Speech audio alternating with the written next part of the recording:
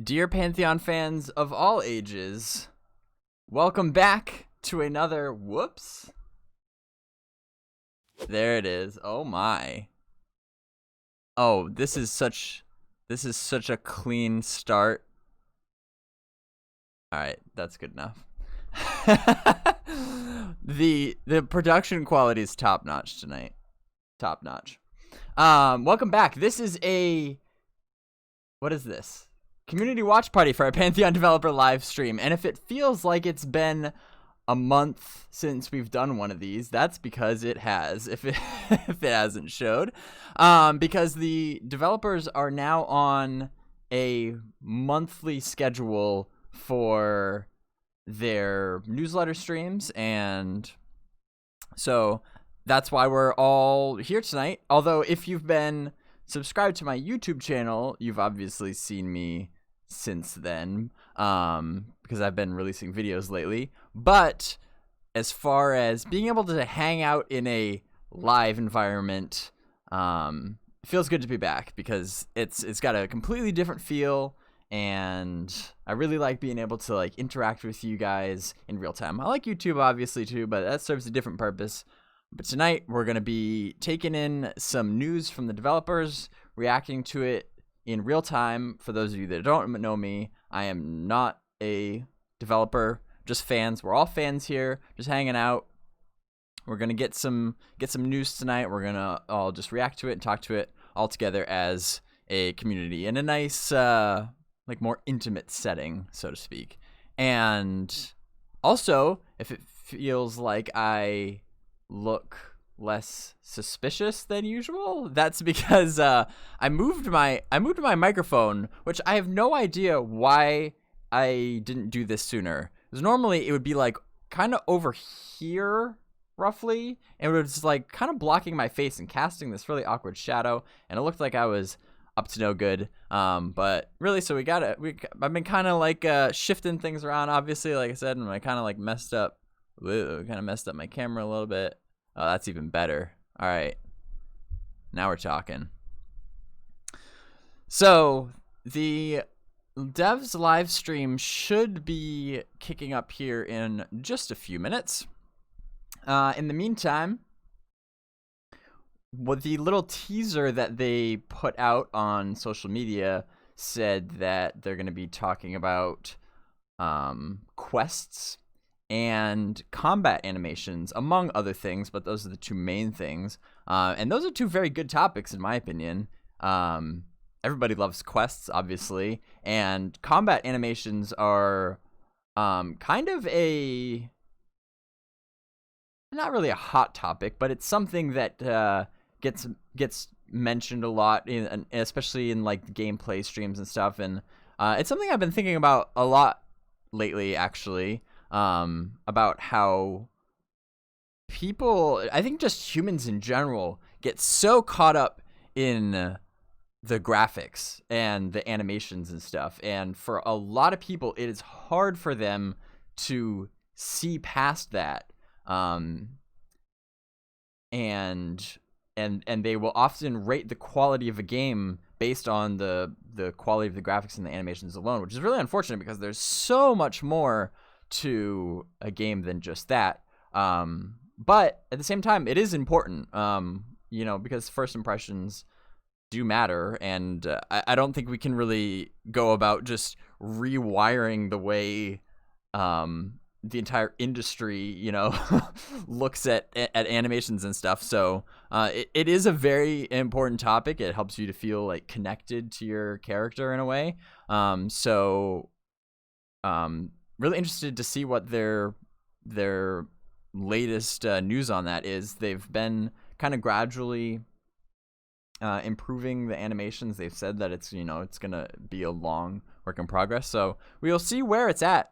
We'll see where it's at tonight.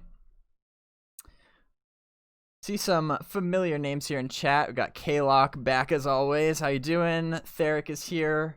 Bjorn to be wild. Love that name. He says, "How's it going, Baz?" I am doing not too bad. Not too bad at all. How are you doing? Rhodium, how's it going? We are mere seconds away from kickoff. fact, I'm going to refresh their stream to make sure I'm not missing anything. And it doesn't appear that we are.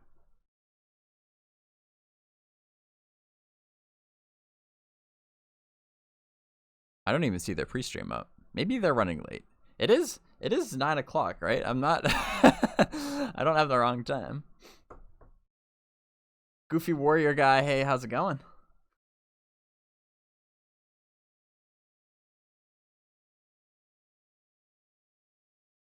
Donler is back. Welcome. Rhodium says, love the YouTube videos. Found out about the game a couple weeks back and have just been marathoning all your videos. Man, that makes me happy. I'm glad to hear that. It's exciting too that you just found out about it a couple weeks back. I like it. I like it when new people just find out about the game and are excited about it. I'm glad to be able to help with that. Don Lozon, welcome.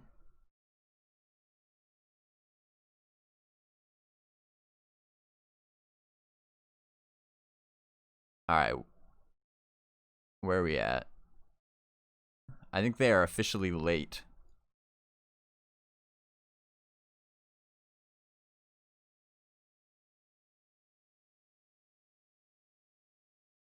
It's okay. We'll forgive them this time. Zonk, welcome to the stream. Just waiting for the devs to kick off here. Also feels good while I'm at it. It feels good to be wearing this old, I don't even know what I'm doing anymore. This old shirt. There it is. This is a shirt I got in 2017, which is insane that that was like almost 3 years ago already, because this was at TwitchCon. This was the first time that Pantheon had a live convention appearance. And I had the honor of being there and got this shirt, and so it's like there's already, it's crazy that like the game isn't even out yet and I already have feelings of nostalgia about it in some cases, just having been part of like the community for 4+ years now and just making like a lot of great friends, a lot of great memories. It's interesting to already kind of like feel nostalgic about some aspects of it.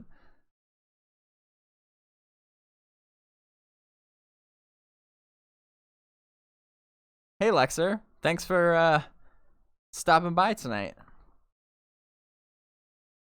K-Biz,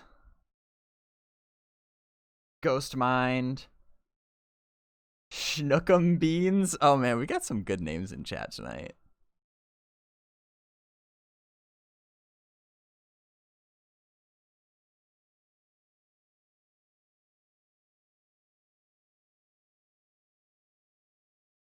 A Goofy Warrior guy says, Brass said that Michael said, technical hiccup, please stand by. All right, we can stand by. I mean, it's not like, what else are we going to do? Curmudgeons and Dragons. Good evening, my friend.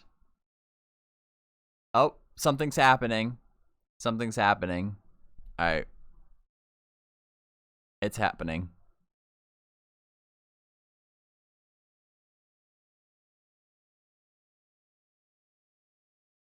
Here we go.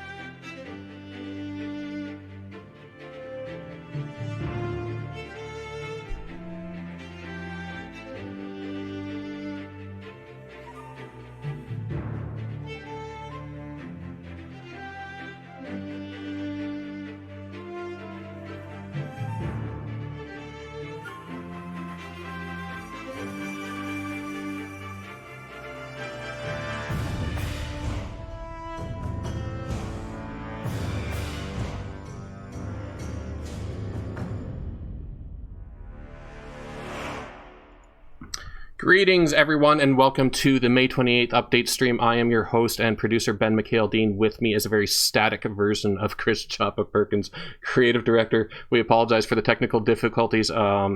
Chris's camera, we just couldn't get the resolution working. It was working fine during rehearsal, and then 2 minutes before the show, we just couldn't get it working right. So we decided to go with a picture of him instead.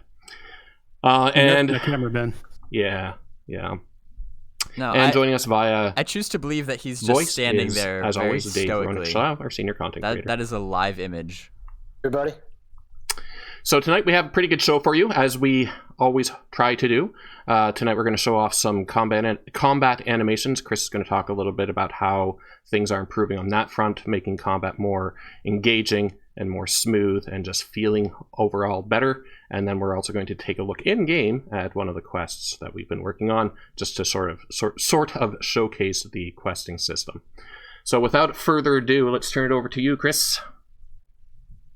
Very cool. Very cool. Well, yeah, it's great to be back with you all again. Very excited for tonight's stream.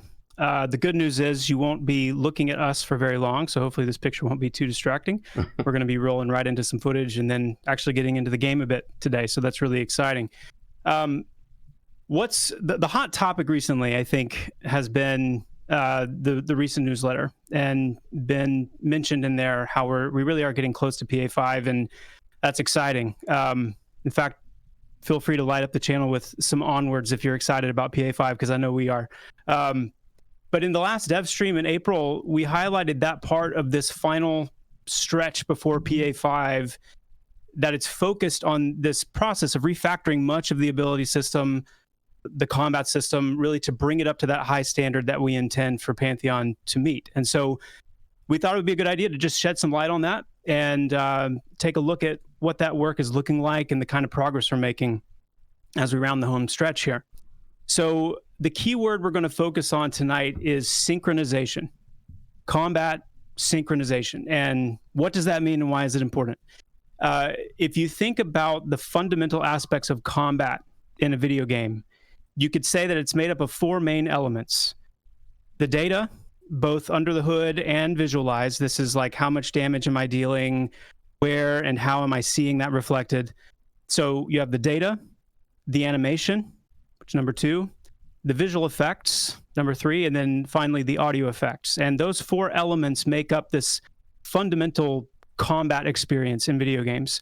And if those 4 elements are not in sync, or the degree to which they're out of sync, this can really have a profound effect on how responsive combat is, the level of clarity, like, am I able to discern what's happening? Why is this happening when? Things like that. And most importantly, how enjoyable combat's going to feel. So part of getting Pantheon ready for this next round of pre-alpha testing, and certainly, as we're looking beyond that into alpha phase and beyond, we need to make sure that our combat synchronization is on point. So this is something our lead programmer, Kyle Olson, which you guys met on the last stream, has been focused on. And I asked Kyle if he would do us all the honor of making some short videos to show what this all looks like and how it's all coming together. So if we're good, let's go ahead and get that rolling. And we're rolling. Excellent. Oh man, I thought they were naked for a second. So we're going to start off with this one because it's probably the clearest way to visualize what I've just been describing. A quick note as we get started: these videos are being captured in a purely dev environment, and that means it's built to maximize load efficiency, performance.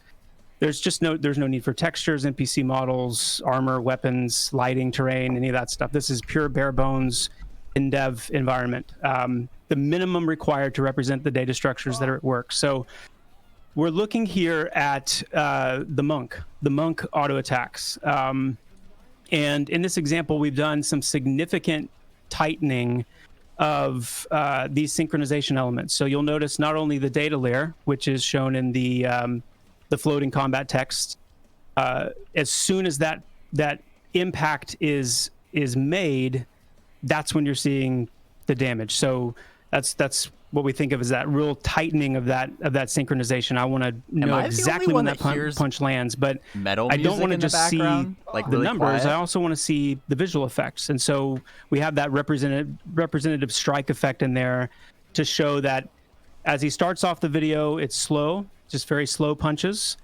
And then we simulate basically ramping that up, the attack speed, the haste, essentially the number of attacks per round, to where it gets to a pretty extreme speed. and you see really no loss in terms of that that really tight feedback. That's really important because at higher levels, as combat, especially melee-oriented combat, gets faster and a little bit more frenetic in certain aspects of combat, you're really going to get that clarity shining through. So this fundamental layer is very important, the combat synchronization, and excited to show off even more. And there's really no limit to, I mean, I've seen Kyle like just literally spamming this thing like crazy, and there's no loss in that really tight, punchy feedback. And this is all, of course, network connected too. And so the under the hood networking has been refactored to support this level of tightness in the feedback. Let's go ahead and roll to the next video. Okay, here. Sweet. So with this video, we're taking a look at the two things. This is a kind of a hurrying of the animation and a spell queuing. This might sound like technical, maybe over technical to some, but essentially we'll start with spell queuing. What that means is when I'm trying to cast spells quickly in succession, I want the combat system to be able to take my button inputs or my click inputs and flow into that next cast, even if I don't hit it exactly, when the cooldown ends, if that makes sense. In this example, you're seeing the cast bar, and without a level of spell queuing, and I'm talking very slight here, very, very, very slight spell queuing, but it creates a much smoother feeling when you're needing to heal quickly and you're trying to really spam that heal button in certain situations, and the cast just isn't taking because spell queuing isn't in. And for all of you who haven't tested Pantheon before, maybe you've been able to see it in our gameplay streams, but it makes a huge difference. It's so subtle, it's not even really noticeable in terms of like, I'm aware of this happening, but it's so noticeable in the feel. The feel is very, very important. So this is just a great example of that. The other thing that's highlighted here is what we call animation hurrying. You'll notice as he does several casts that are faster in succession, it's hard to tell where we are in the video loop here, but if you see him cast a spell and then kind of wait for a few moments in between the next one, he does the normal casting animation and kind of resets to the combat idle like normal. But if he casts several quickly, you'll see the actual cast animation, the end of the cast animation, kind of hurrying into the cast again. So we're trying to support not that kind of disconnect you can start to feel when you're casting and the animations are so heavy that spellcasting animation is just going to finish playing out until it's done before it realizes, oh, I'm in the middle of another cast.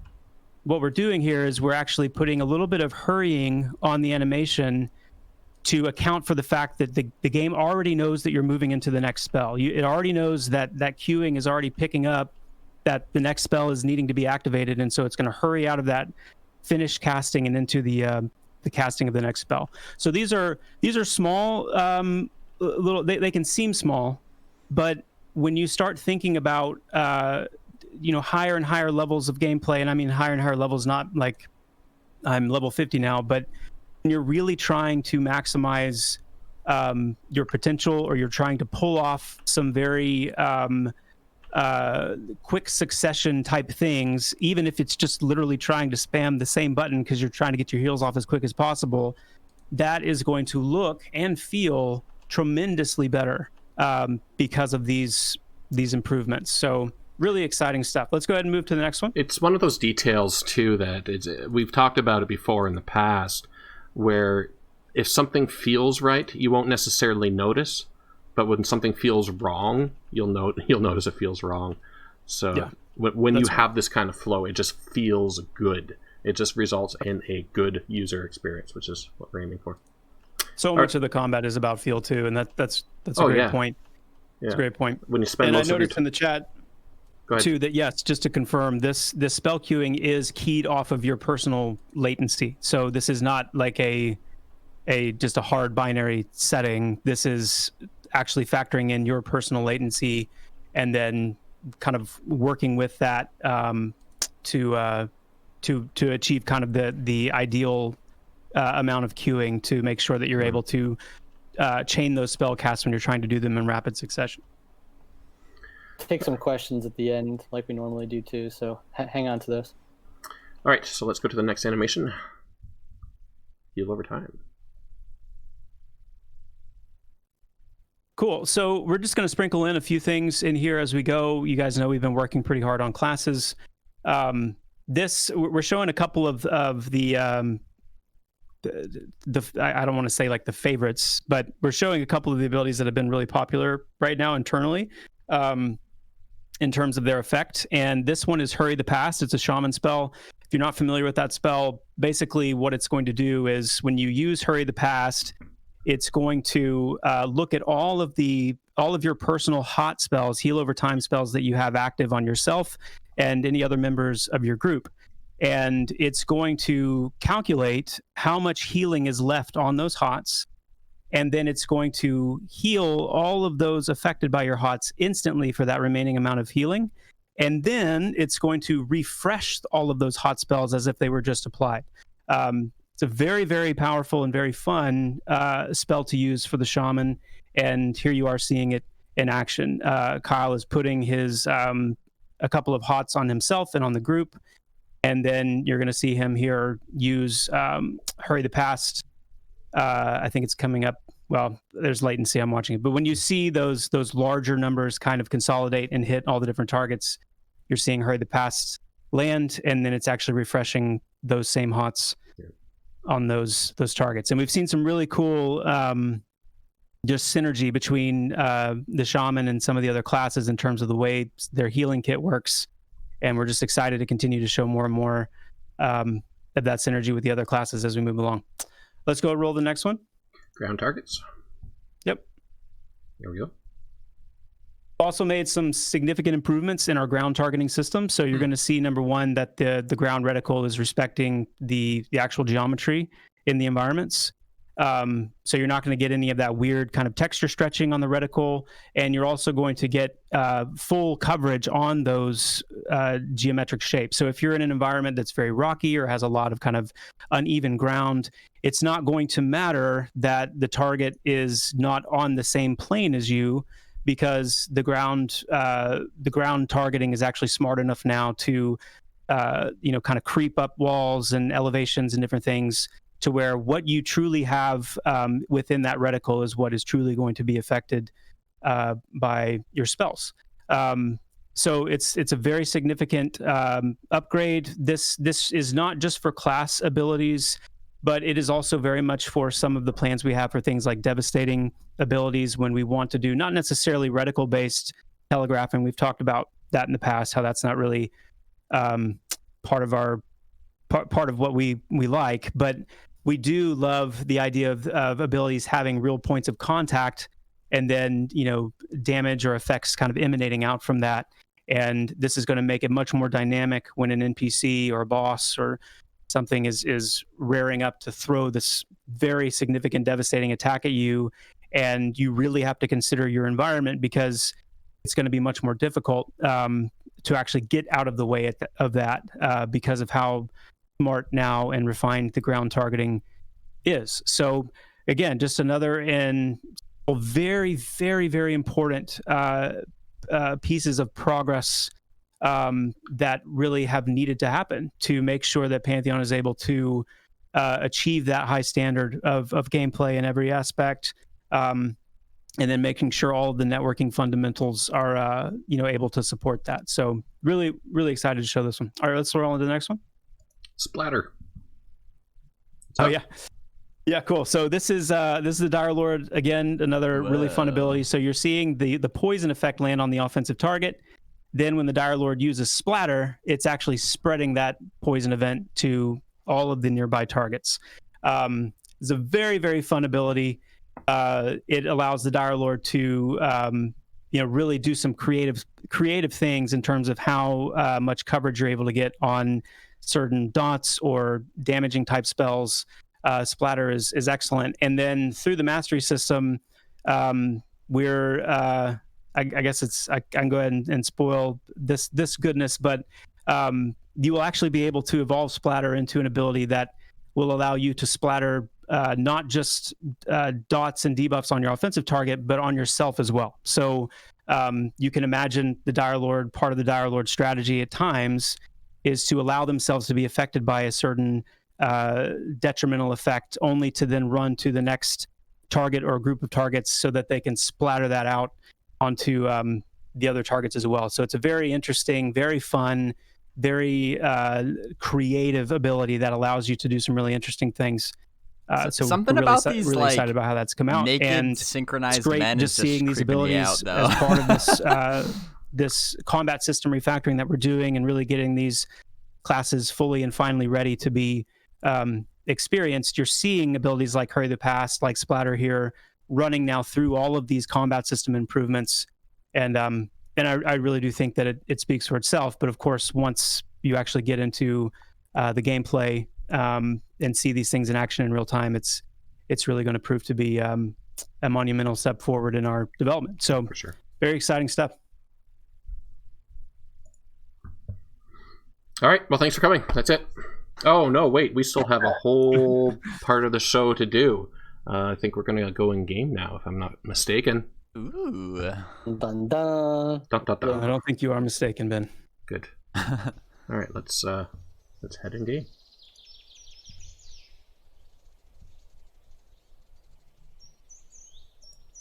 Okay. I mean, how can that not make you smile? Cool. I mean, really. So we're back in Oh no! Okay, we're Fairy good. Tale. And It's you almost a guys may disaster. recall not long ago, Oh man, is that them? we did one of our big Fairy Tale reveals, where we were able to show off really a What bad good amount timing. of this environment. But what we didn't see is Of all times, how much more of the forest I believe. there really is. They'll And pull it what we together. wanted to The do today internet is to take you is into going to another section coalesce. of this forest and really Say, "I start believe showing in off chat," if you specifically believe, and it more will, of the perception Help system. pull it together. The perception system is a Send your prayers. really significant differentiator for to the Pantheon, internet and we wanted gods. to give you guys a chance to see it more in action. What we've got, looks like there's some buffering stuff going on. Ben, is there anything we Sir? are able to do about that? Ooh. Also, note how the It looks character's like name it's is on the Twitch side. Pantheonian. Yeah. Pantheonian. Well, that's a shame. It looks better now. This must have been what was part of what was taking my my feet under. Okay, it seems to be back now. I'm telling you, All right. that was our prayers. I'm gonna credit All right, that well, to let's hope that us. doesn't happen again. Cool. So I'm going to do my best to kind of be the guide not. here, and both narratively and technically kind of walk us through a little snippet of the perception system experience here. So let's go ahead and run on ahead. Yeah, this And is as you do definitely so, we're going to pass a this is definitely Twitch. It's not one of the Spriggan it's not NPCs the, here, and this is going to be a it's not their computer. this is going to be a chance to show off our NPCs, some of our NPC chat systems. So one of the things that we've gotten in recently is the chat bubbles, and obviously those are very work in progress right now. They're just being representative art, placeholder art to show the function, but it was important for us to get that chat bubble interaction going on, because it really allows the world to feel much more alive as you're running around, and just by doing so, you're being interacted with. You're getting some insight and input from other NPCs just by running in proximity of them. So we've been greeted by the Wild Heart Spriggan here, and let's keep on moving on ahead. Yeah, I just got the perception ping. Awesome. So the perception ping is what you're going to get used to as a keeper. It's going to be a relatively consistent companion to you. Sometimes it's going to be pointing you to, specific things or items in the environment that you're meant to take in and kind of consider and study and look at more closely. Other times it's very just flavorful in nature. But as we move forward here, we're going to notice an NPC ahead, another Spriggan. This one is named. And so let's draw a little closer to her. Varin. Ah, a human in Oldwood.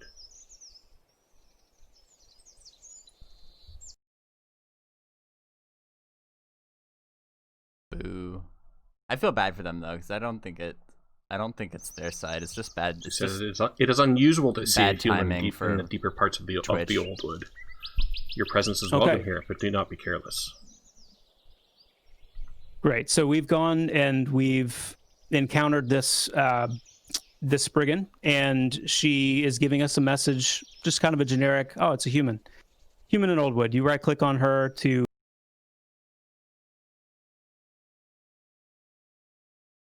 If you want to be wild, says Bazgrim, do you have content on keepers dialogue and with her, players' and character she's roles in the game? just giving you a very I'll answer that simple later. message.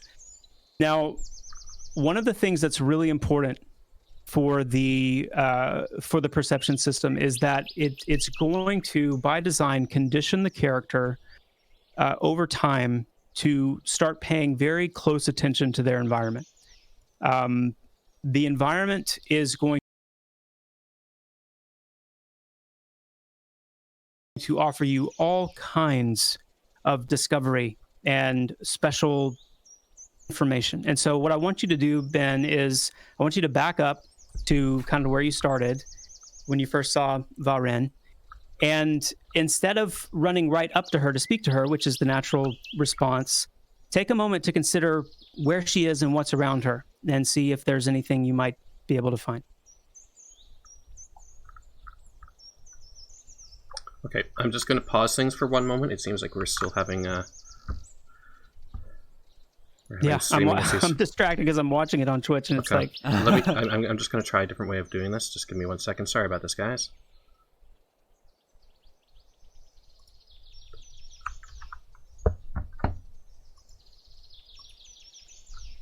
Let's see if I can do something on this end. Anything else we could talk about while we're waiting, CP? You could sing that song that you've been working on. The Alpha 5. That one? That's a great one. That's probably the only one that anyone would want to hear. Okay, we're going to try this for a little bit, and hopefully it does a better job. Okay, so I'm looking around, seeing if there's something else clickable. Oh, there's something over here. Marginally better. Click on it. It looks totally frozen on what I'm seeing. Yeah.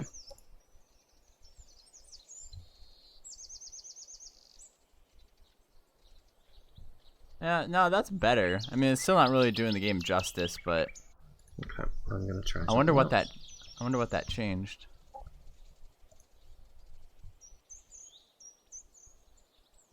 That looks better. I mean, because it's not. And it's not great. I mean, he says what I'm doing is I'm dropping the last. It's not lagging on his own computer. It's when it. All right, cool. I'll go so back to the game. Gets translated into the stream, then it. Let's back. So just so I can get synced with you now, let's back up a little bit. You're taking a look at Varin. You come up, and I think by now we've seen that when you look a little more carefully at what's going on, where Varin is, what's around her, you're going to notice those vines hanging down, and you'll find that you can actually click on those. And when you click on those vines, you're going to get a message, just a simple message about the environment. There's fresh nectar pods growing on the vine. Yeah, we got that. But once you do that, once you've noticed those vines, if you go back to Varin now, who before was like, it's a human in Oldwood. Interesting. Now, her message to you, because you've noticed those vines, is different. There's even more to see here, human. There's even more to see here, human. So now, let's talk to her. What is your name, human? Tell My name is Pantheonian. Indeed, it is Pantheonian. And much like you have noticed the sweet-smelling nectar pots, we have noticed you. Whether you are lost or searching for something, I believe Vamir is intended to guide you. Look up Pantheonian and meet her gaze. Look up. Cool. Okay. Now, because you took the time to notice something in the environment. Now, again, you have to think, what is a Spriggan? What's important to them? What's their, metric of value judgment? How are they, viewing your presence here? When you just ran up to her and spoke, it's very, very basic, hey, there's a human here. It's fine that you're here. Just watch yourself. But when you prove to be able to look at these vines and actually care about what's around you and have the kind of the sensitivity, if you will, to take things in like that, that is communicating to her, okay, there may be something more here about this human, just like there's much more here than he understands at this point. So she opens up a little bit to you and then actually points you, not directly, but gives you some clues as to maybe what you should do next. Apparently there is someone known as Vamir, and you need to look up. So have you been able to find Vamir yet, Ben? No, we're still having issues here. Nice. I really want to improve the quality here. So guys, I appreciate the feedback here. Just to let you know, yeah, we are using the game capture. We've been doing it this way since we've started streaming it. Just for some reason tonight it's not. The game. We're just losing frames all over the place. And it's not losing frames on the source either. It's just they might be better off with display capture. So I'm just taking a look here if there's anything else I can do. Yeah, it's not really fair to the game because there's guaranteed there's going to be people that drop in and are just like, what the hell is this crap? The game runs on like 3 Do you want to just pause FPS. the stream for a bit and see if we can get a solution and come back? Well, why don't we take some questions, Chris and Dave? Why don't you guys go through some questions and I'll play around here and see if I can figure something out. Sure. Sounds like a good plan. That's the other thing. I mean, it's working fine earlier, so I don't know what's happening tonight. Because that's everything always Murphy's Law. Yeah, exactly. Some, percussive maintenance, Ben. Yeah, I guess.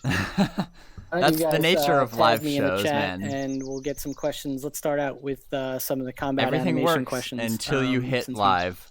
Obviously, stream that to start. So, me up in chat and ask your questions, and Mr. Perkins will answer them. Working on the pre-alpha 5, so. Real quick, Donler, I saw that you made a $25 donation, man. Thank you so much for that. I appreciate it. You're going to throw those questions out, Dave? I will as soon as they Gotcha. as they tag me. Yeah. Is there anything you want to talk about while we're accumulating these? About anything else on combat animations? All right, here we go. I mean, there's a lot I could say. I'd rather answer specific questions, though, than just ramble. Okay, so this is a good question. Dirt TV wants to know, and I guess this works for all the races. Will humans and ogres be sharing animations, or will they have new modified ones? I guess, I think they're getting into race-specific questions about, will each race get its own animation? There will definitely be several race-specific animations, but there also could be some crossovers as well. Our goal is to make sure that the races are distinct from each other as much as possible. And so we're going to really prioritize the animations that are going to do that. So, for example, the way a Scar stands, the way a Scar runs is very, very different than the way any of the other races stand and run. And that's very important to capture. Otherwise, you lose the entire identity of that race, or pretty much all of it.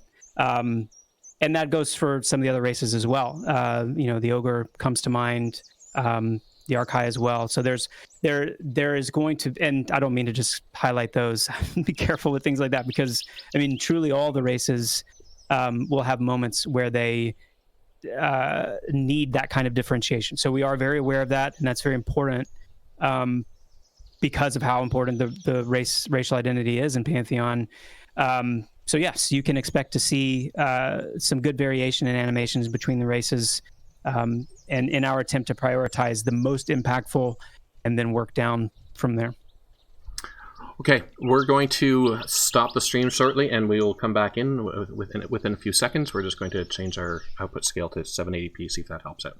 We'll be right back. Stay with us. See you guys in a sec. Yeah, I think that's the right move. That gives me an opportunity to kind of interject some of my own thoughts here while they're doing that as quick as possible. Normally I save this for the end of the video, but I might as well fill some time here.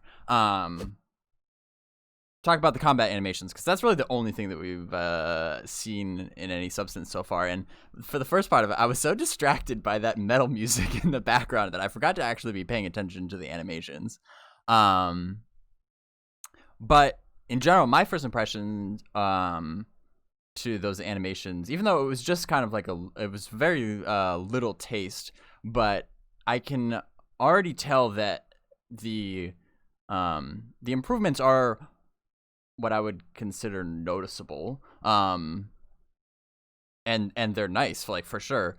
It's not I don't think anything that we have seen yet was like necessarily mind-blowing, but it's absolutely an improvement. It's a step in the right direction. But like I said at the beginning of the stream, the whole realm of animations is it's a very long process, and it's just good to be able to kind of like track that process and to see how far they've come. Those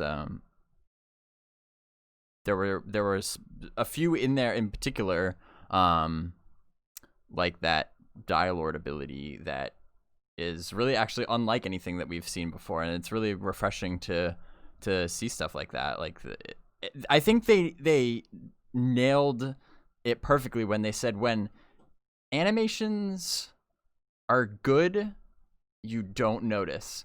And that's kind of it makes for an interesting design flow, in that your goal is to make the players not notice things. You know what I mean? Because if the animations are bad, like I was saying earlier, it sticks out so much like a sore thumb, and there's just an unfortunately large amount of people that have a hard time moving past that. They're like blinded. If the animations aren't there, they just stop there.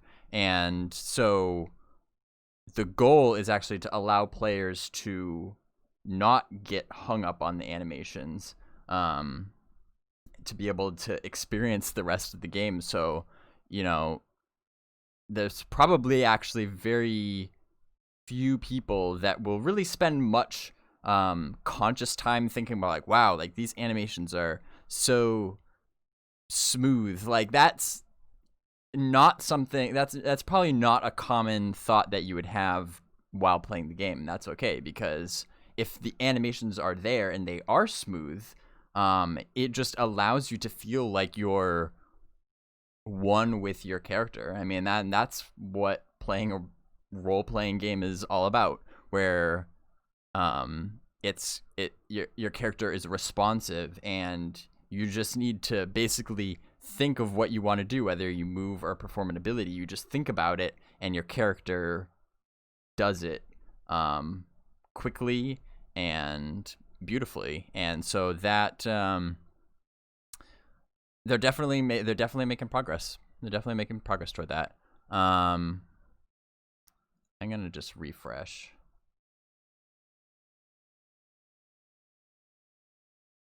My opinion on hashtag butt wiggle physics. Man, those butt wiggle physics were a 10 out of 10.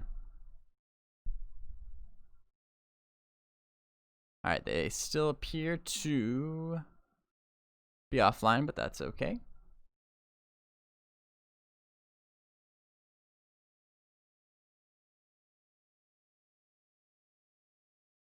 Oh, also, somebody was asking me if I have any content about, like, the perception system or keepers or anything like that. I don't yet, but I 100% intend to. Generally, my approach to YouTube lately has been to not make a video about a topic unless I have a really good amount of information on that topic, and I can just kind of hit it all at once, get everything you need to know into one video, rather than kind of spreading it out across multiple videos. My goal is that you can go to my YouTube channel, you click on a video, and that will give you pretty much everything you need to know about that topic. And I haven't up until today, I haven't really felt like I've had enough content to really make a video about perception that will do it justice and convey it appropriately. Hopefully, if they can get the stream running smoothly here tonight, we can get enough information that maybe I can think about doing a perception video, because perception is definitely it's a very, very important part of Pantheon. It's part of the Pantheon difference. It could be a really, really awesome way to just make you feel like you're part of a living and breathing world, and I think that's what we all want. And so again, I want to make sure that if I do make it, when I do make a video about it, that I want it to make it as good as possible. So it just kind of one of the many things that I'm just kind of awaiting more solid information on too, because that's the other thing too, is sometimes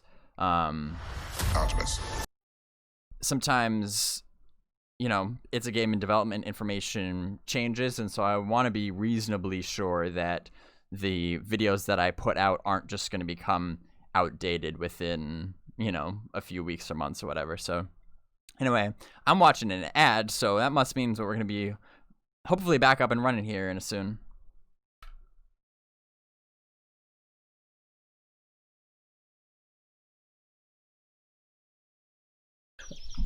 All right, let me know how that works for you guys, if it's still choppy or what.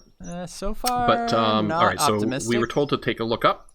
So taking a look around here, and I see all the way up there. Sounds like it's no better. It's no better? Okay. Sounds like it's no better. Okay, well, we apologize, folks. We do want to show this off. What we're going to do is we're going to pre-record this. We'll put it on our YouTube channel. We will link that out into the into all of our proper channels, on the forums, on Facebook. Oh, look at that! You can look at that Twitter. deer, though.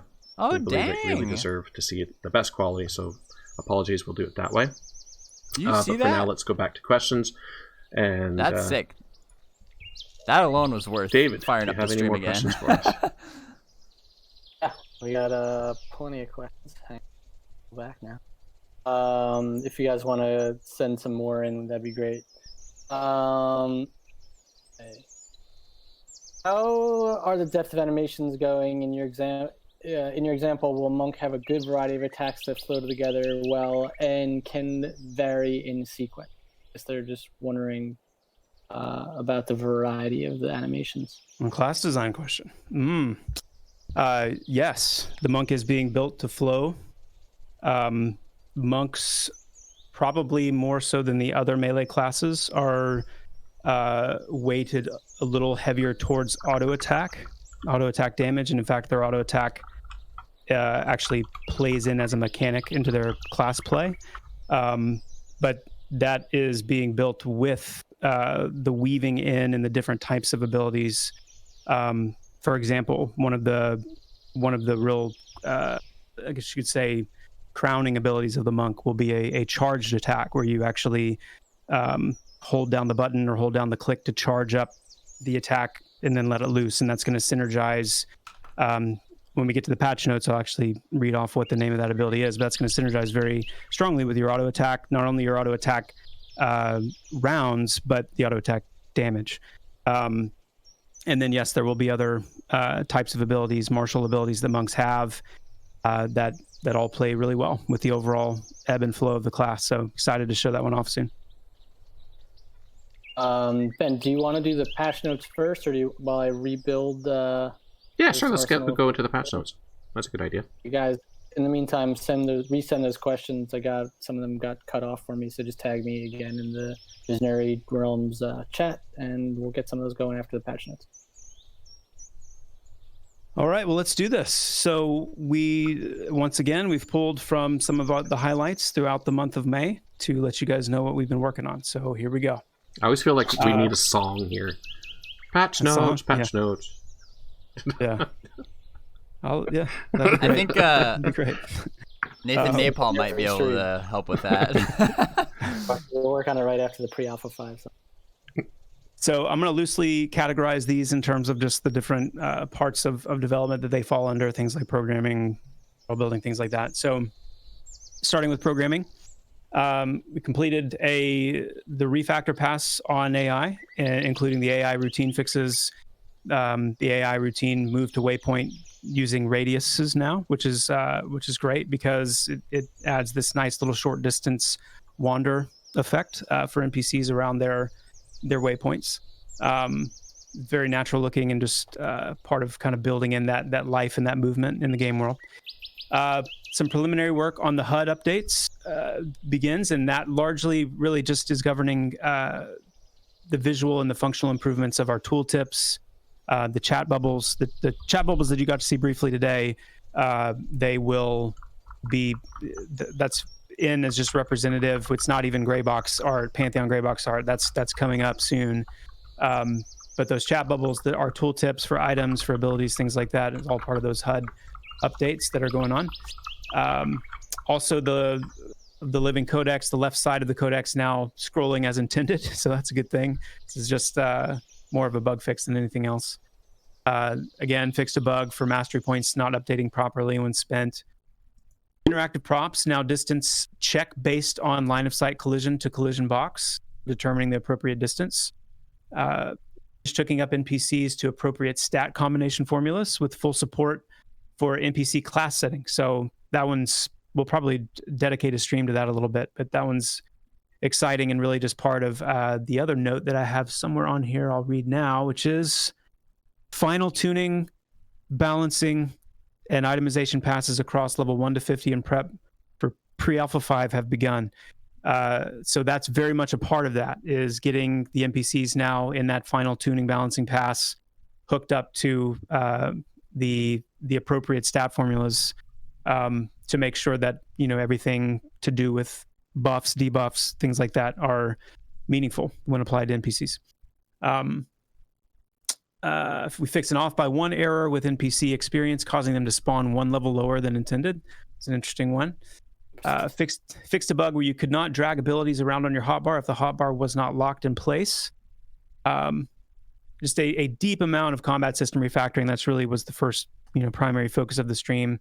Lots of polish, all the synchronization improvements, getting that ability queuing in, the animation hurrying, all those things really has brought combat to a whole new level. Fixed a bug that allowed NPCs to chat with you after they had died. That was creepy. Yeah. Fixed a bug with threat generation by dots if the target was dead. And moving on into some 3D art world building stuff, we've got a few world building secrets sprinkled in over this last month that are going to be really exciting to see players finding and interacting with. The Throne Fast Quarry, the block end of that is complete. The Sightstone block end in Throne Fast is also complete. We have several Hangor, the orc village, the orc area in Avendir's Pass called Hangor has been largely gray boxed, and we've replaced many of those gray box assets with their final art. We finished settling Black Rose Keep into its new location. It's now enjoying its very own zone, which is much larger in scope and content than the keep itself. So that's all I'll say about that, but super excited about that one. We increased the max possible shadow distance for that is now reflected in the player options. Lots of, I skipped ahead. Various material and texture fixes to the new gnome models, which we will be showing off soon. The final, lots of finishing work and kind of rounding out the final rounds of the Greybox UI elements this month, which kind of closing out the list includes, the tooltip windows, several different container types. So when you open bags in your inventory, we actually develop grayboxing out the way we want those UI elements to look. I've already talked about the chat bubbles. You know what? That I can probably show because that's static. I'm just going to go back in game here and bring up an inventory window just so you guys can see what we're talking about. Sure. Yeah, we showed the inventory in the last stream, but just in art now we've actually got it hooked up in game, which is cool. Yeah. What's cool here? Sorry, just totally going off script now. No. But what's cool here is hopefully this isn't buffering too much for you guys. But you've got the scalability here, so you can just kind of scale it to the size that you want to do, and your opacity as well. Huh. You can lock it. You can do a mouse over darken. It's all very, very customizable stuff. Works for the hotbars as well. So you can make things giant if you want. It's still a work in progress too. Still a work in progress, but you sort of see the functionality of it, which is pretty cool stuff. Yeah. All right, sorry. Go ahead, Chris. All good. Okay, so on the quest side of game development, there's just been a massive amount of quest and perception content going in over the last month. Cannot wait to get this video out to show off this storyline in its full glory. Really, really exciting stuff, and just the amount of content that's going to be available for testing is going to be really, really, really fun to see. Added NPC to NPC enter and exit range event nodes. I will translate basically means that NPCs can walk into range of another NPC and have a conversation with them, which again, all kind of adding to that life and that lived in feel of being in the world of Terminus and seeing the different NPCs interacting with each other, being able to read what they're saying through the chat bubbles. And this is a fun one. Added compare entity status node. Anybody want to take a guess at what in the world that would be significant for? What if I said added compare entity status node to check for things like stealth of a player? Now, why would it be important to check for that? And you have to think about it in context. So we're talking about quests, perception, dialogue, NPCs talking to each other. Why would it need to check for stealth? Maybe so you can like eavesdrop on people? Because there are certain things NPCs will only say if they think that they are alone. Ah, yeah. Stealth missions. Leave it at that. Game design, more generally. Actions. Factions now support starting value for players, which can be set at the faction level or controlled per race and or class. I'll put that simply. Humans and ogres hate each other now. So it was bound be to ready. happen. Our pre-alpha testers, if you choose to venture into the human area and you are a race that is not well liked. Another interesting one, just for the collective kind of radar and frame of reference, we have lowered all of this player starting attributes from 8 to 1, and that's pre-racial bonus, that's pre the spending of the character creation points that you get. All characters now by design start with 1 in each attribute, and then different races will have, as we know, the different attribute bonuses, and then you'll have some points to spend. But keeping those numbers low. Several hitbox adjustments made to make targeting of NPCs of all different shapes and sizes easier. So just quality of life improvements there. Added tags to items, enabling them to be tagged as burning. So this is kind of more of that foundation for things like dispositions, like the pyrophobic disposition, where if you are holding a torch, that torch is now tagged as burning, and that's what that NPC disposition is going to be looking for. We'll be able to do that not only with items like torches, braziers, campfires, but also with, you know, fire-based spells can also be tagged as burning. Got to see a little insight into the Dire Lord and the Shaman classes. A lot of ability work going on for those to get those classes ready for consumption. Several other classes in the work as well, not just those two. We'll be showing off a little bit more of those as we move ahead here in the near future. And on the animation side, the monk's wheel kick. We mentioned that in the last month's patch notes, but we did a few tweaks to that to raise the height of the kick and the impact point, and just kind of give that animation a little bit more power. Also, the newly added animations to highlight would be the monk's chi blast, the blazing Cheese hand blast? strike, That's the weird. chi blast or Cheese key blast, depending on where you hail. The blazing hand strike, which is that charged ability we talked about. The elbow strike, also the monk's backflip and double backflip.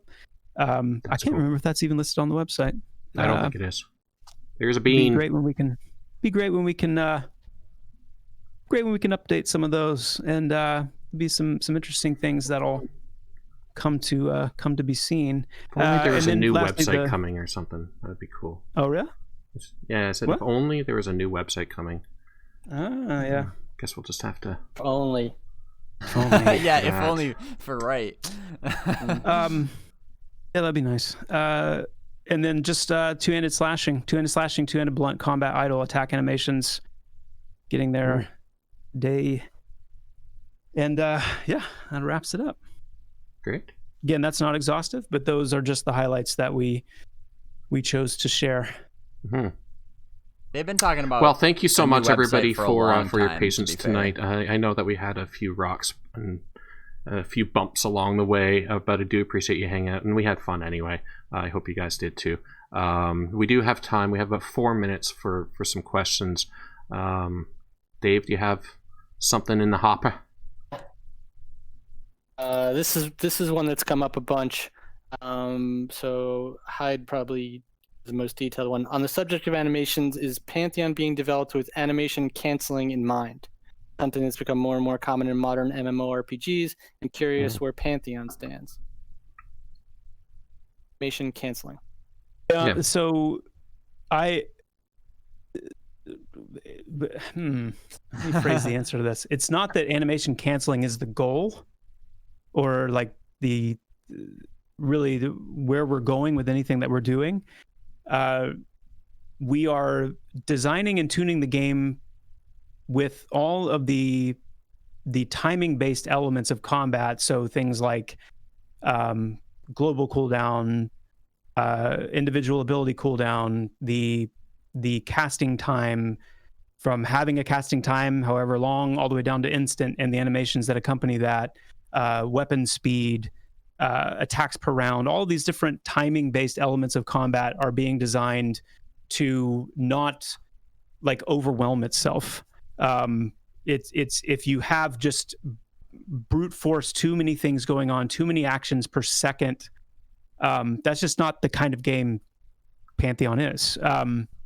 So if you're talking about animation canceling in terms of I'm using abilities and my abilities are kind of stepping all over each other, my animations are stepping all over each other, and therefore I never really see what I'm doing.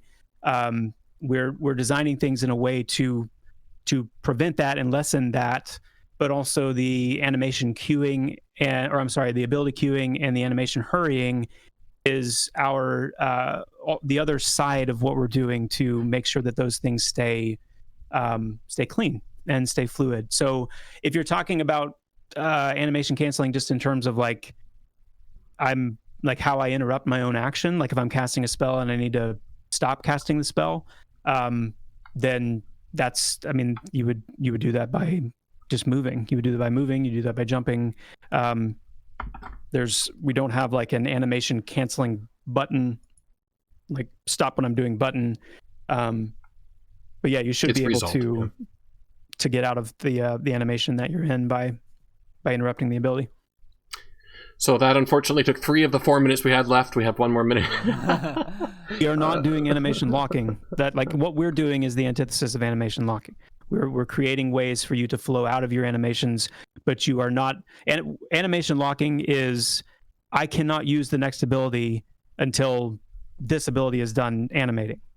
That's such a long, heavy animation that I can't do anything. I have to sit here and watch myself animate before I can do the next one. That is not what we're doing by any stretch of the imagination. Okay, To 4 minutes really and 4 quick one. minutes. Dave, you have something short? Oh, is there something you want to say? Anything about pre-alpha 5? Is that a question? I guess. Dave, do you have a question? Well, let's answer that with a question. Is there anything you want to say about pre-alpha 5? Well, no. If you guys read the newsletter, which I'm sure many of you in this channel watching tonight did, we will be announcing pre-alpha 5 shortly. It will be this summer, so be excited about that. We are. Boom. Yeah, I mean there's not much else to say about it just yet. But yeah, it's coming. If you and once again, just to let you know, as you guys do know, Pantheon is largely crowdfunded, so every little bit helps. Pre-alpha 5 pledges are still available, so if you want to upgrade and check that out, you still can. And we appreciate all of it. Thank you guys for getting us to this point. We're very excited to share it with you and keep on moving forward. I think that's all we have time for now. Anything you want to say to wrap it up, Dave, Chris? Go to that video getting up. Game looks amazing, and yeah, they want everybody to see the work that's been done to Fairtail. Like, yeah, so we'll expedite that for sure. Yeah, we'll get that up for tomorrow for you. It's definitely worth it. So Chris and I are gonna have a little call tomorrow. Get it pre-recorded for you. We'll get it done. We'll get it done. Get it in. All right. Thank you, everybody, for coming. Have a great night. And until next time. Thanks, everybody. Chat soon. All right. Let's go back to this. Okay, so overall, that was good. It was disappointing about the lag with the questing segment, of course, but like I said, I mean that's the nature of live shows, unfortunately. So we'll see. Hopefully they can get that out quickly. We can talk about that another day. In the meantime, answer a few questions here that I saw in chat. Oh, and also, again, it's like when they're doing the patch notes, it's always like there's always something that surprises me how it may seem insignificant, but it gets me so disproportionately excited. Like the thing about being able to like eavesdrop on NPCs, that to me is representative of a much larger commitment that they have to making it a living, breathing world, which Joppa alluded to multiple times in the stream, and they have talked about pretty much all throughout development, is just like the commitment to the detail, those little moments of enjoyment that really stay with you. Like that's what really makes the game, in my opinion. So I just wanted to mention that real quick. They had some nice little beans there in the patch notes, and that's why like I have like a hard time relating to the group of people out there that literally like only want to know when's alpha, when's beta, and that's like literally the only question that they're capable of asking. I think it's just a ridiculous way to approach it, because there's I mean, obviously like that is important and exciting, but like there's so much more to the game. Like if you really dig deep into it, like the littlest details like that can be so cool, so much fun. Anyway, somebody, let's see, let me scroll up real quick.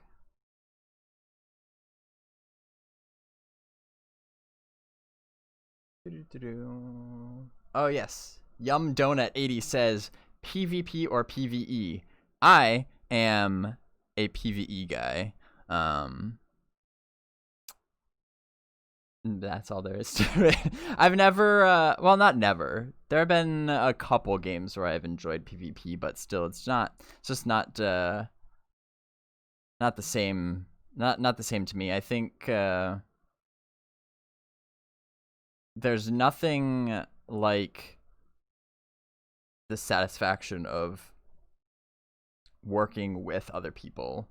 That's why I also don't really play a whole lot of single player games either. Like, I play games as a social outlet, just for me personally. Everybody plays games for different reasons, and there's a myriad of valid reasons to play MMOs. For me personally, it's a way to socialize. It's a way to meet people in other parts of the world that I wouldn't normally be able to meet and interact with and learn from. And so that is why I like PvE, because it's all about grouping with other people and strategizing and communicating and overcoming these obstacles together. And that's why I'm so excited about Pantheon, because that experience is a core part of the foundation of Pantheon. And that's just what I find fun. I think PvP, I definitely get the appeal of it. I think sometimes it has a tendency to bring out the worst in people. Like, it's by nature, I mean, it's competitive rather than cooperative, and it's just different styles. I'm a cooperative guy though.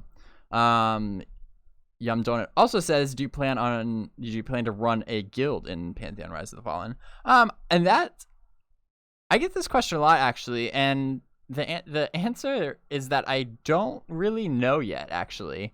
I do have, some experience with guild leadership in other games, and I enjoy it, but I'm approaching Pantheon differently than I have most other games, and I know that leading a guild takes a lot of time. That's a big commitment in and of itself, and I just don't know yet if my time would be best spent that way.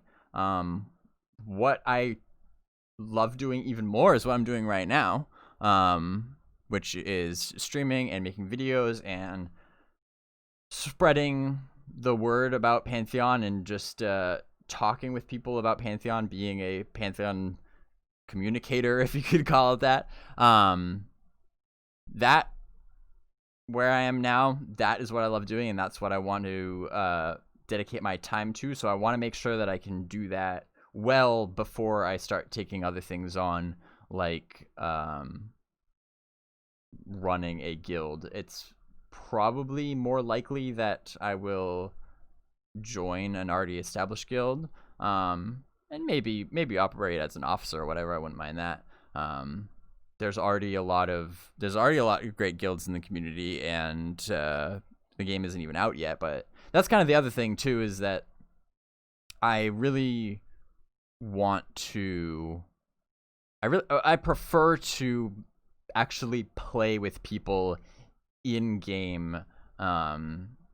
Again, because that's just what I've been doing for so long, and that's how I can really relate to people and understand people, through that medium of going through dungeons together. That's how I can really get to know somebody best, just because that's what I've been doing for so long. So I'm probably gonna wait until alpha or beta, or probably something like that, before I really make a solid decision on what I'm gonna do as far as guilds go. And then I also saw, the question about how many pre-alphas there are going to be, because they mentioned, pre-alpha 5 is coming very soon. The answer, though, is that they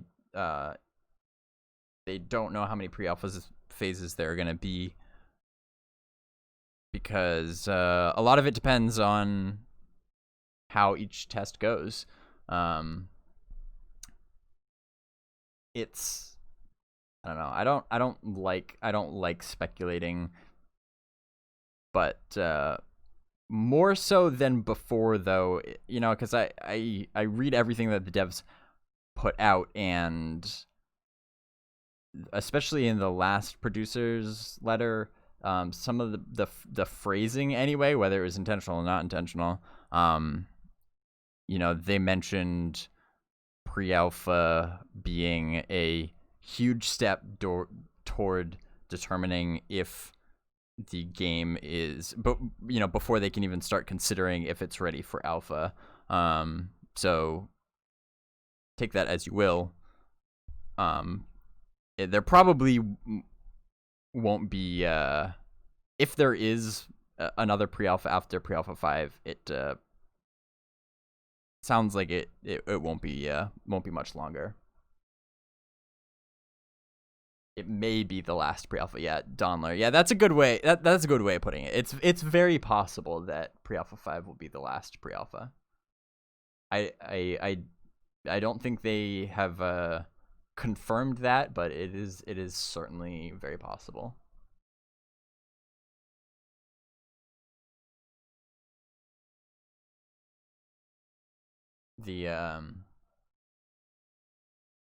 There's understandably a lot of confusion about, like, what is Project Fairsail. Is it the same thing as pre-alpha 5? And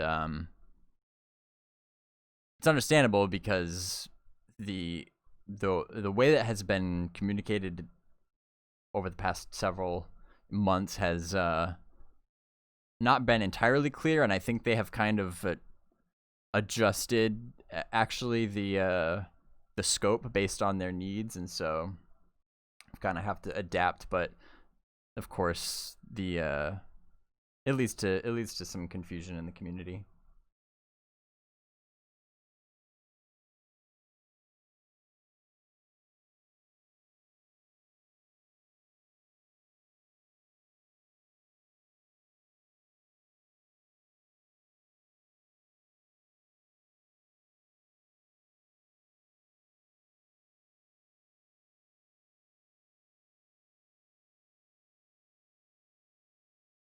Meaty Tanky says, what was your biggest takeaway from this stream? That's an excellent question.